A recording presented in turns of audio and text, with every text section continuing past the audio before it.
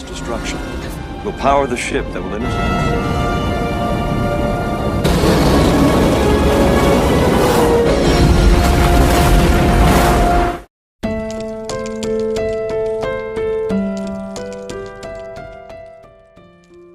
Film akan dibuka dengan sekelompok remaja yang sedang melakukan pengamatan bintang di langit.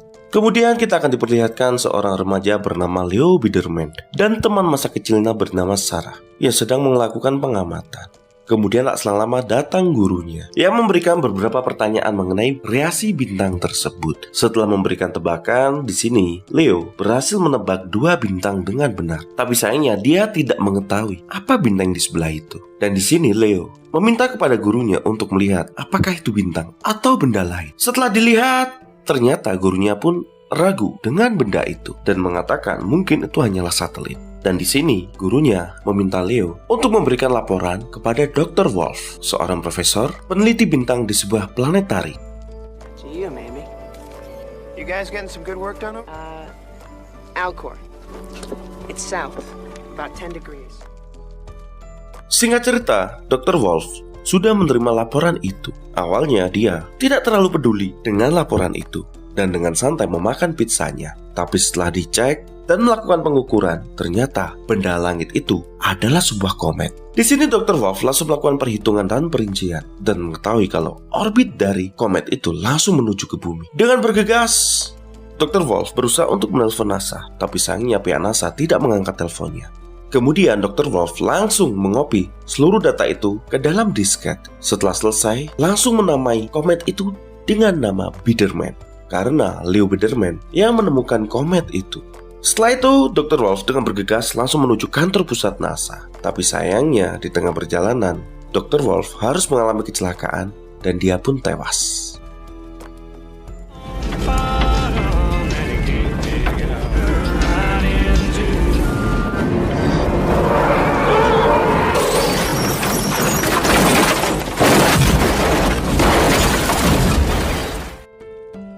Kemudian setahun pun berlalu. Kita akan kembali menuju sebuah kantor berita yang di sini terlihat para redaktur dari kantor berita itu dan juga para wartawannya sedang membicarakan tentang mundurnya seorang menteri keuangan bernama Alan.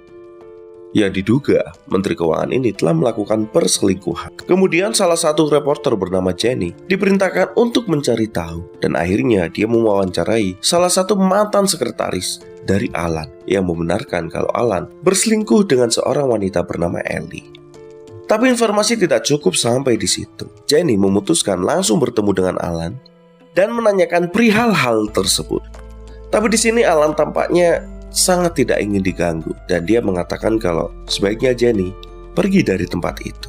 Karena dirasa tidak menemukan banyak informasi, akhirnya Jenny pergi dari tempat itu. Saat di jalan untuk kembali ke kantornya, Jenny dihadang oleh beberapa mobil. Kemudian Jenny dibawa ke jalanan kosong. Di sini mereka mengaku dari FBI dan akan membawa Jenny pergi dari tempat itu untuk bertemu dengan seseorang. Hey! Oh God. Take care of the car. Just step back to my car. Let's go. Kemudian Jenny dibawa menuju sebuah gedung yang penuh dengan makanan. Di sana dia bertemu dengan seorang pria yang merupakan sekretaris dari negara. Tak lama berselang, muncul seseorang yang ternyata dia adalah Presiden Amerika.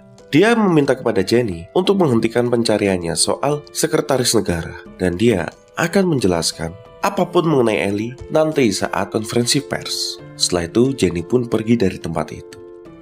Dengan keheranan, Jenny pun pergi menuju kantor. Saat dia di kantor, dia berpikir, Ellie terdengar bukan seperti nama seseorang. Kemudian dia pun melakukan pencarian. Setelah sekian lama mencari, akhirnya dia menemukan sebuah jawaban. Ellie merupakan sebuah singkatan yang bila diterjemahkan dalam bahasa Indonesia, maka itu adalah bidang studi yang mempelajari tentang kejadian yang menimbulkan kemusnahan bagi umat manusia. Di sini, Jenny terlihat kaget dan mulai bertanya-tanya, apakah yang sebenarnya terjadi?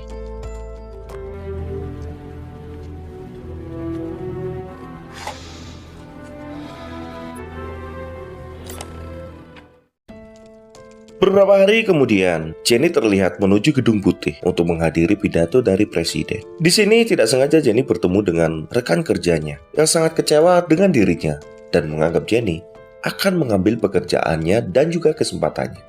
Tak selang lama pidato pun dimulai. Di sini presiden melakukan pengumuman kalau tim penelitinya telah menemukan sebuah komet yang langsung mengarah ke bumi. Tapi semuanya tidak perlu khawatir karena presiden telah memerintahkan untuk melakukan sebuah misi dengan pemerintah Rusia untuk menghancurkan komet itu dari dalam. Jadi pemerintah telah membuat sebuah pesawat antariksa yang disebut dengan Messiah yang akan membawa banyak sekali nuklir untuk meledakkan komet itu. Jadi masyarakat tidak perlu khawatir.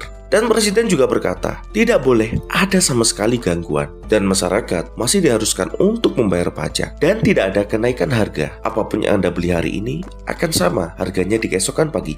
Dan pidato pun berakhir. Secretary Rittenhouse served his conscience and concerns. Comet were killed in a car crash while racing from there. 2 bulan pun berlalu, Project Messiah pun dimulai. Di sini mereka akan segera melakukan peluncuran untuk menuju komet itu. Saat Messiah sampai di komet itu, komunikasi pun terputus karena gangguan sinyal yang sangat kuat. Jadi, seluruh orang-orang tidak bisa melihat proses pengeboran itu. Sedangkan di Messiah, mereka harus melakukannya dengan cepat karena mereka hanya punya waktu sekitar 7 jam saja sebelum komet itu tersinari matahari dan merubahnya menjadi ladang ranjau. Mereka pun langsung menurunkan semua peralatan yang mereka butuhkan dan pengeboran pun dimulai. Tapi sayangnya alatnya menyangkut dan mereka harus segera memperbaikinya. Jadi kapten dari Messiah pun mendekatkan kapalnya untuk mendekati lubang bor itu agar mereka bisa segera mengebor komet itu.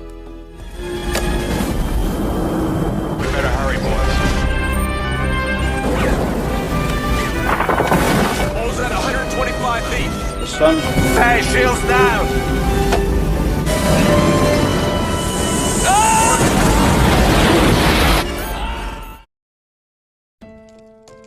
Kemudian mereka pun berhasil mengebor sampai ke kedalaman 100 meter dan meletakkan nuklir itu di dalam. Tapi sayangnya, saat mereka selesai, disitulah sinar matahari mulai menyinari komet itu yang membuat komet itu langsung meledak dan menyemburkan banyak sekali gas. Di sini mereka bergegas harus segera pergi dan salah satu astronot harus mengalami kebutaan karena mengalami radiasi sinar UV yang sangat kuat. Saat mereka berhasil meninggalkan komet itu, mereka pun langsung meledakkannya. Tapi sayangnya komet itu tidak terbelah dengan sempurna dan kali ini komet itu harus menjadi 2 bagian dan kedua bagian itu pun langsung mengarah ke bumi. Hal ini membuat mereka menjadi sangat putus asa karena rencananya tidak berjalan dengan baik. Have a choice right now. A massive strike of Titan missiles to enter. We are confident the missile attack will succeed in the soft limestone of Missouri. Kegagalan dalam pengeboran komet itu telah sampai kepada presiden. Dengan berat hati, presiden pun melakukan pengumuman kalau misi untuk meledakkan komet itu telah gagal. Tapi di sini presiden juga telah mempersiapkan rencana cadangan bila misi ini gagal. Di sini presiden telah membangun sebuah bunker bawah tanah yang bisa menampung 1 juta orang. Dan siapa saja yang bisa masuk ke dalam bunker itu adalah orang-orang yang memiliki keahlian khusus dan juga orang-orang yang dianggap berkontribusi untuk negara. Dan sisanya akan dipilih secara acak. Hal ini dilakukan untuk menjaga kelangsungan umat manusia. Dan di sini pun presiden sangat menyesali mengenai hal yang terjadi. Di samping itu presiden juga berkata kalau pemerintah akan menarik seluruh pasukan yang berada di seluruh dunia untuk menjaga keamanan dan ketertiban agar proses evakuasi ini bisa berjalan dengan lancar. Di akhir pidatonya, presiden berkata kalau dia meminta kepada seluruh orang untuk berdoa, sekalipun jawabannya adalah tidak. Setelah itu Jenny melakukan pengumuman bagaimana proses pengundian itu akan dilakukan. Tapi Jenny tampak tidak kuasa menahan rasa takutnya yang membuat dia terbata-bata saat membacakan proses pengundian itu. Yang hal ini dilihat oleh seluruh orang yang membuat seluruh orang menjadi sangat putus asa. We now have the details necessary field of study. Civil defense teams have been formed in every. Di singkat cerita, keluarga Biederman juga melihat pemberitaan itu. Dan beruntungnya mereka mendapatkan telepon dari NASA yang mengatakan kalau keluarga mereka terpilih untuk masuk ke dalam bunker itu.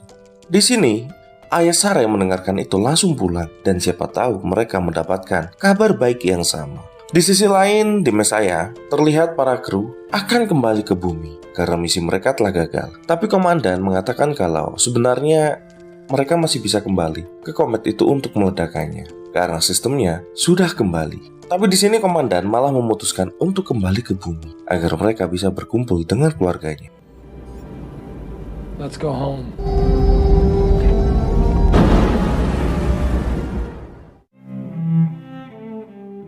Akibat kegagalan dalam menghancurkan komet itu, menimbulkan kekacauan yang luar biasa di bumi. Penjarahan, kejahatan terjadi di mana-mana dan tidak terkendali.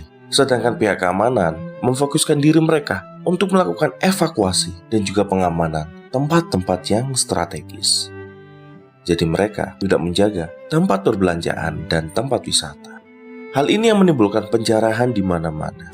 Disingkat cerita, Leo Biderman menemui keluarga Sarah, yang ternyata keluarga Sarah tidak terpilih. Di sini Leo berusaha untuk berpikir keras apa yang bisa dia lakukan. Kemudian Leo menemui salah satu anggota militer dan mengatakan kalau mereka bisa membawa Sarah dan keluarganya bila Sarah menikah dengan Leo. Tanpa pikir panjang, Leo langsung mengatakan ini kepada ayah Sarah dan pernikahan pun dilakukan agar mereka bisa masuk ke dalam bunker itu. We see in a mirror dimly, then face to face, husband and wife.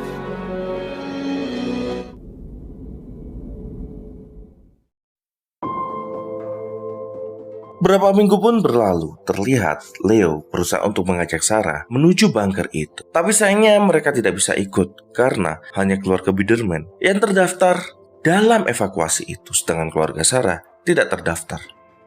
Di sini keluarga Sarah tidak bisa ikut, sedangkan Sarah diizinkan ikut karena dia adalah istri dari Leo. Tapi karena keluarganya tidak ikut, Sarah pun memutuskan untuk tinggal dan berpisah dengan Leo. Tapi di sini Leo berjanji kalau dia akan segera meluruskan semua masalah ini agar mereka bisa ikut. Disingkat cerita, Jenny di kantornya mendapatkan telepon kalau ibunya telah meninggal karena bunuh diri. Di sini Jenny menjadi sangat terkejut dan syok dan tidak percaya kalau ibunya akan melakukan hal itu. Di malam itu, di tengah keputusasaan, Jenny berjalan di tengah hujan dan bertemu dengan ayahnya.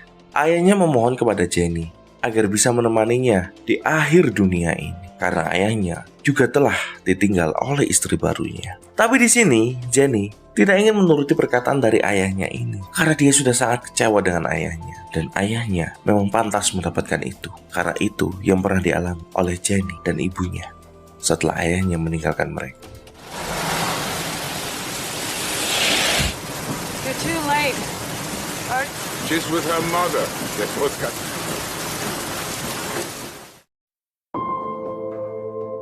Disingkat cerita, keluarga Biderman sudah sampai di bunker itu. Tapi di sini saat tugas memberikan pengarahan, Leo berpikir dan dia memutuskan untuk kembali kepada istrinya yaitu Sarah. Awalnya ibunya melarangnya, tapi di sini Leo mengatakan kalau dia bukan anak kecil karena dia adalah suami dari Sarah dan dia harus bertanggung jawab bagaimanapun kondisinya. Dengan berat hati, ayah dan ibunya pun mengizinkan Leo untuk menjemput istrinya itu. Disingkat cerita, pemerintah pun meluncurkan beberapa rudal nuklir menuju salah satu pecahan komet itu yang sudah mulai mendekat ke arah bumi. Karena jaraknya yang cukup dekat, mereka bisa meluncurkan rudal-rudal itu. Tapi sayangnya, upaya yang dilakukan oleh pemerintah masih gagal. Dengan berat hati, Presiden mengatakan kalau upaya mereka sudah gagal. Oleh karena itu, masyarakat diminta untuk segera masuk ke dalam bunker. Dan Presiden pun mengatakan kalau salah satu serpihan dari komet itu akan menghantam di Laut Atlantik yang diperkirakan akan menimbulkan gelombang pasang sejauh 900 km. Kemudian, 3 jam kemudian, pecahan yang lebih besar akan menghantam bagian barat Kanada, yang hantamannya setara dengan gelombang ledakan yang menghancurkan atau memunahkan dinosaurus. Setelah proses tumbukan itu, dalam waktu seminggu, seluruh debu vulkanik atau debu dari hantaman komet itu akan menutupi langit selama berbulan-bulan, yang mengakibatkan seluruh tumbuhan menjadi mati dan bumi memasuki zaman es. Tapi Presiden juga memperkirakan untuk beberapa hewan mereka akan selamat, tapi itu tidak akan lama. Dan diperkirakan bahwa kondisi itu akan berlangsung selama 1 tahun. Tapi untuk mencegah kepunahan itu, Presiden sudah menyiapkan segala sesuatunya di dalam bunker untuk menjaga kehidupan mereka dalam waktu 1 tahun. Daylight The impact of the traveling at 1,100 miles an hour, 700 miles. Land in western Canada, 3 hours after beat. Disingkat cerita, di mes saya, komandan pun menjelaskan mengenai kondisi mereka dan kondisi komet itu. Dan di sini mereka memiliki satu kesempatan untuk menghancurkan komet itu dan menyelamatkan bumi dari bencana maha dahsyat. Awalnya para timnya meragukan itu, tapi setelah diyakinkan dan tidak ada lagi jalan keluar, akhirnya mereka pun akan kembali ke komet itu dan menghancurkannya. Di sisi lain, Leo berusaha mencari di mana keberadaan Sarah di tengah kepanikan orang, dan untungnya Leo berhasil menemukan Sarah. Di sini keluarga Sarah berusaha untuk menuju dataran yang lebih tinggi untuk menghindari tsunami itu. Tapi karena kondisi sudah sangat macet dan dirasa tidak mungkin, akhirnya ayah Sarah meminta kepada Leo untuk membawa Sarah dan juga adiknya untuk menuju dataran yang lebih tinggi agar mereka bisa selamat. Dan kemudian mereka pun pergi dengan menggunakan motornya. Beberapa jam pun berlalu, salah satu pecahan dari komet Biederman telah memasuki atmosfer atas. Dengan terbakar, komet itu jatuh di lautan Atlantik yang menimbulkan tsunami dengan ketinggian yang mengagumkan. Di sini Leo dan Sarah berusaha untuk terus naik menuju dataran tinggi.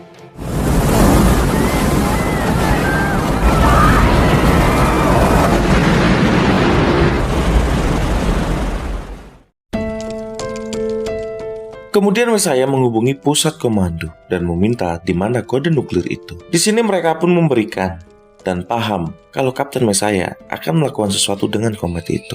Setelah dijelaskan mengenai mekanisme apa yang akan mereka lakukan untuk menghancurkan komet itu, Komandan Pusat Komando langsung memberikan kunci nuklir itu. Tapi sebelum itu, para anggota astronot diperkenankan untuk bertemu dengan keluarga mereka lewat sebuah video. Ini akan menjadi sebuah perpisahan yang sangat mengharukan sebelum mereka melakukan sebuah misi untuk menyelamatkan seluruh kehidupan di bumi. Warren, I named him after you. Hello, Warren. Meredith. 25 seconds. I had to synchronize that. Dengan bergegas, para kru Mesaya bersama kapalnya langsung menuju ke dalam lubang dalam komet itu. Kemudian meledakkan komet itu. Komet itu pun langsung hancur berkeping-keping, yang ledakannya terlihat dari bumi, yang menimbulkan hujan meteor selama 1 jam. Tapi hujan ini tidak mengancam bumi karena sebagian besar puing-puingnya akan musnah setelah memasuki atmosfer bumi. Dan untuk kali ini, bumi telah kembali selamat. Di sisi lain, Presiden telah keluar dari bunker keamanannya. Di sini Presiden melakukan pidato. The wave hit Europe and Africa, but we have been re-given. Kota-kota yang hancur akan dibangun kembali. Pahlawannya gugur akan selalu dikenang dan manusia akan terus berjuang dengan kehidupannya. Dan film pun berakhir dan tamat.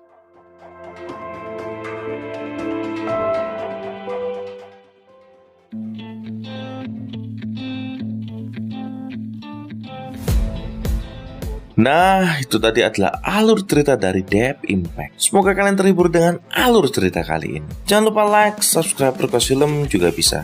Thank you for watching. See you next video. Ciao. A whole new generation, I'ma make mine, so you better go